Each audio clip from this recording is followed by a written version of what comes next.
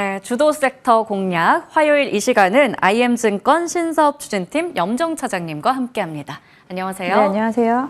네, 지수가 힘을 잃었습니다. 미증시 쉬어가니까 뭔가 이렇다 할 이벤트가 없어서일까요? 수급도 받쳐주지 않고 그런 가운데 시장 전략 어떻게 짜야 될지 모르겠는 게 주도 섹터가 없어요. 네, 일단 뭐 지난주 이 시간에도 이야기했던 것 같습니다. 사실 지수는 박스권 내에서의 움직임이 이번 주에도 이어질 것이다라고 전망을 했었고, 뭐 오늘도 지수가 아주 크게 밀리지는 않습니다만 기존 주도 섹터인 뭐 반도체 섹터라든지 전반적으로는 오늘도 2차 전지도 쉬어가면서 시장은 오후 들어서 좀 더 밀리는 것 같습니다. 말씀하신 대로 뭐 시장이 한산하다라고 하는 부분, 뭐 거래 대금도 뭐 지속적으로 뭐 늘어나지 못하고 있는 상황이고요. 수급도 그렇게 활발하지 못하고 있는 상황입니다. 그 안에서는 일부 이제 종목들, 낙폭과대 섹터라든지 일부 종목들 개별적으로는 좀 움직이고 있으면 나타나고 있지만 시장이 참 어려운 시장이다. 네. 사실 돈 벌기가 어려운 맞아요. 시장인 것 같습니다. 네. 이에 대한 분위기는 뭐 이번 주는 사실 좀 이렇게 이어질 것이다라고 좀 생각하고 있고요. 어제는 미국장이 또 쉬었기 때문에 우리 시장은 오늘은 더더욱 좀 모멘텀이 없는 하루인 것 같습니다. 일단 내일 같은 경우 이제 오늘 밤 미국장이 열리고 일단 제일 중요한 부분은 또 엔비디아라든지 IT 섹터가 될 것이다라고 좀 생각하고 있고요. 지금 삼성전자가 지금 2%대까지 밀리면서 네. 지금 이제 72,000원대까지 좀 내려앉았다라는 점, 우리 시장을 조금 좀 무겁게 만드는 것 같습니다. 여기서 반도체 섹터가 다시 조금 반등을 할 수 있을지, 좀 횡보 구간에서 움직임이 나타날지에 대한 부분이 전체 시장의 분위기를 좀 좌우할 것이다라고 좀 생각하고요. 반도체가 쉬다 보니까 어제 또 2차 전지가 좀 많이 올랐고, 종목별 순환매는 좀 섹터의 순환매는 좀 살짝 나타나곤 있어요. 반도체가 쉬는 가운데.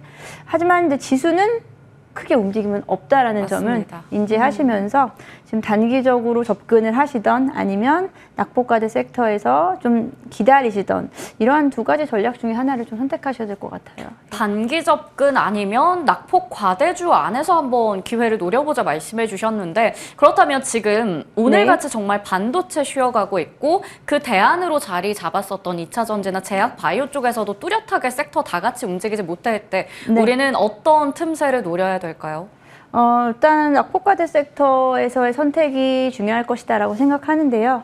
크게 낙폭과대 섹터 최근에 이제 2분기 실적 이후에 주가에 좀 조정을 많이 받았던 게 화장품 섹터, 그리고 뭐 조선 sek터 좀 쉬어가고요. 맞아요. 그리고 뭐 방사는 뭐 살짝 쉬어가지만 사실 견조한 흐름을 좀 보여주고 있고, 뭐 전력기기 그리고 식음료 이쪽으로 좀 정리가 될 것 같습니다. 그 중에서 오늘은 화장품 섹터의 오늘 방향성이 조금 좀 긍정적이다라고 좀 볼 수 있겠습니다. 네, 최근에 이 화장품 쪽에 다시 좀 움직이고 있는데, 화장품은 가장 큰 이제 뭐 리스크라고 한다면 자기들이 세웠던 그 고점을 넘어서야 되는데 자신과의 싸움 어떻게 보세요? 지금의 밸류?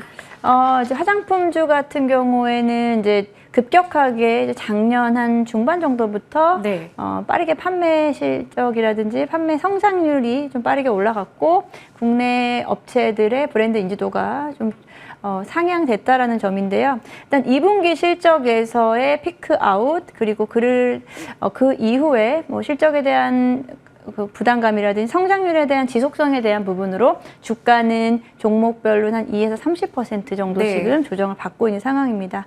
여기서 조정을 받았었기 때문에 단기적으로는 기술적 반등은 가능한 구간인데, 여기서 기술적 반등으로 끝날 건지 아니면 말씀하신 대로 전고점에 대한 부분 트라이를 할 것인지에 대한 부분이 오늘 또 중요한 흐름인데요.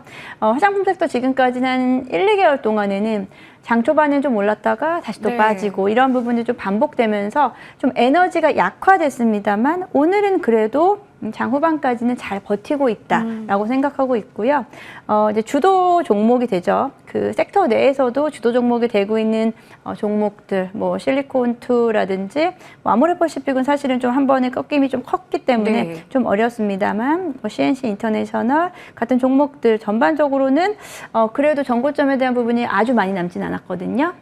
그래서 이 종목들 중심으로 어느 정도 좀 힘을 이어갈 수 있을지에 대한 부분 좀 체크를 해보시면 좋을 것 같아요. 네. 예. 네, 종목 잘 골라봐야 될 것 같습니다. 네. 그런데 화장품 안에서도 굉장히 여러 가지 카테고리가 나뉘어요. 상반기에 네. 화장품이 주도 섹터 역할을 했었는데 그때 색조나 ODM 너무 잘 갔잖아요. 네. 근데 이쪽에서 또 봐야 될지 아니면 건기식 그리고 우리 APL도 그때 말씀해 주시고 잘 가고 있거든요. 네. 미용기기 볼지 혹은 톡신 너무 많습니다. 일단은 크게는 화장품의 기존의 주도 종목들 중심으로 저는 보시면 될 거다라고 네네. 생각하고 있습니다. 뭐 실리콘트는 플랫폼 채널이긴 해서 조금 화장품 섹터에서는 조금은 좀 독자적인 영향을 네, 가지고 네. 있죠. 그리고 색조 화장품도 여전히 저는 강세 나타낼 것 같고요. 지금 건기식 쪽은 살짝은 조금 벗어난 부분이다라고 생각하고 있고, 미용 의료기기 쪽도 견조한 흐름을 좀 가지고 있습니다만, 최근에 APL 같은 경우에는 미용 의료기기뿐 아니고 뷰티 디바이스, 화장품 영역에도 네. 새로운 도전장을 좀 내고 있고요. 이런 부분에서 좀 다른 어떻게 보면 모멘텀이 좀 새로 붙었다라고 좀 생각하고 있습니다. 정리해서 그러니까 결론을 말씀드리면 기존에 조금 좀 강했었던 종목들, 색조라든지 ODM 업체들 중심으로 재접근이 조금 더 쉬울 수도 있다라고 네. 말씀드리겠습니다. 기존에 강했던 쪽 우리가 접근해 보는 것도 좋다. 왜냐하면 고점 대비해서 많이 내려와서 지금 네. 밸류상으로 매력적이기 네, 때문에. 맞습니다. 자, 그러면 종목 하나 골라주시죠. 종목 하나 고르기 좀 어려워요. 어려워요. 왜냐면 네, 지금 그쵸. 빠져있는 종목들도 많고, 네. 말씀하신 대로 ODM 쪽에서, 색조 쪽에서 각각 고를 수 네, 있는데, 네. 일단 저는 이제 ODM 쪽에서의 종목을 코스맥스를 좀 골라봤어요. 그리고 추가로 좀 말씀드리면, 색조 쪽에서는 이제 클리오도 지금 고점 대비 네. 많이 빠져있는 종목이다라고 참고하시면 좋을 것 같고요. 일단은 코스맥스를 가지고 온 이유, 차트상으로 봤을 때는 상당히 많이 고점 대비해서 거의 한 40% 이상 네. 빠져 있습니다. 고점이 20만 8천 원이었고요. 지금 12만 원대까지 빠져 있는데, 이상? 네. 네, 이제 횡보 구간이 좀 지금 한 달여 정도 지속이 되고 있습니다.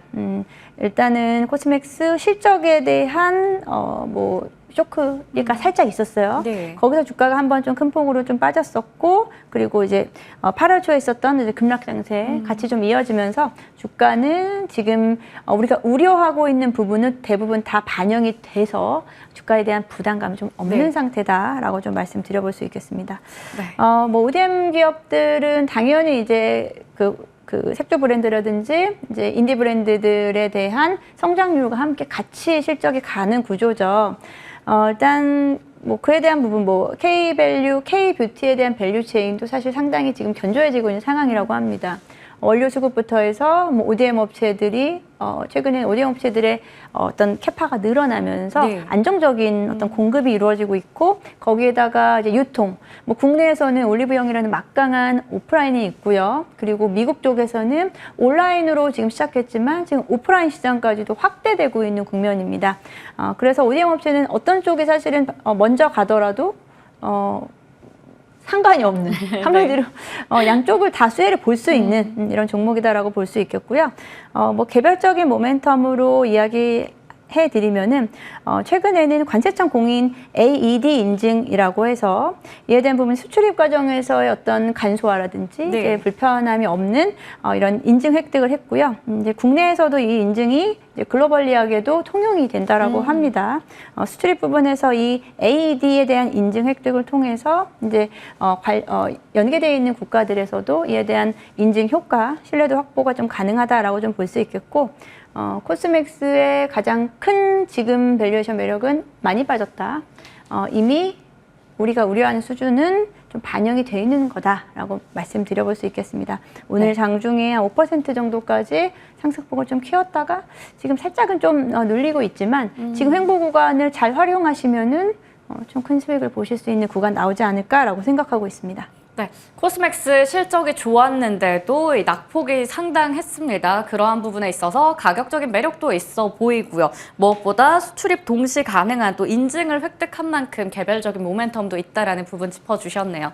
자, 그러면 이제 지난 시간에 주셨던 종목 중에서 골라서 저희 AS 받아볼 텐데요. 6월 25일에 현대로템 네. 주셨어요. 굉장히 일찌감치 주셨던 종목이고 네. 이미 이거 오늘도 최고가 영역까지 갔다가 내려왔습니다. 맞습니다. 맞습니다. 현대로템 증권가에서 최근에 리포트 잘 나오던데 네. 방산에 철도까지 양수 겸장이다라고 맞아요. 네. 하는데 더 갈 수 있을까요? 오늘 나온 리포트죠. 오늘 네. 상향 리포트 나오면서 장 초반에 강세를 보였습니다. 6%까지 상승폭을 좀 키웠고요. 네. 현대로템도 지금 이번 이제 8월 어떤 지수의 횡보장에서 현대로템 주가 역시도 지금 횡보 구간에 있습니다. 네. 지금 대기 상태라고 저는 생각하고 네. 있습니다.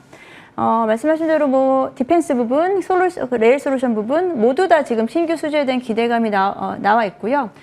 지금 폴란드에서 이제 9월 3일 오늘이 이제 9월 3일이면 내일부터죠. 네. 이제 폴란드에서의 그 방산 전시회가 있습니다.